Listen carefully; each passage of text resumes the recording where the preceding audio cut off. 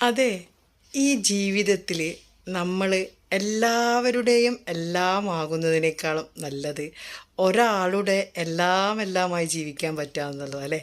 അവരെ നമ്മൾ അറിഞ്ഞുകൊണ്ട് മനസ്സിലാക്കിക്കൊണ്ട് അവരെ ദുഃഖത്തിലും സന്തോഷത്തിലും അവരെ ജീവിതത്തിലെ ഓരോ മിനിറ്റിലും ഓരോ സെക്കൻഡിലും നമ്മൾക്ക് അവരോടൊപ്പം ജീവിക്കാൻ പറ്റുക എന്ന് പറഞ്ഞ് ഒരു ചെറിയ കാര്യമൊന്നുമല്ല അല്ലേ. നമ്മളായി കാണുന്ന അല്ലെങ്കിൽ നമ്മളെ തുറന്ന് കാട്ടാൻ പറ്റുന്ന ഒരാളുടേത് മാത്രമായി ജീവിക്കുക എന്ന് പറയുന്നത് അത് ഈ ദുനിയാവിൽ കിട്ടുന്ന ഏറ്റവും വലിയ സൗഭാഗ്യമാണ്. അങ്ങനെ ഒരാൾക്ക് മാത്രമായിട്ട് ജീവിക്കാൻ പറ്റുക എന്നത് ഒരു ഭാഗ്യമാണ് അല്ലേ. അത് മടുപ്പില്ലാതെ മരണം വരെ അടുപ്പത്തോടു കൂടി ഒരുമിച്ച് ഓരോ മനസ്സോടു കൂടി സ്നേഹത്തോടെ സന്തോഷത്തോടെ വിശ്വാസത്തോടെ പോകാൻ സാധിക്കുക എന്നത് ചെറിയ കാര്യമൊന്നുമല്ല അല്ലേ.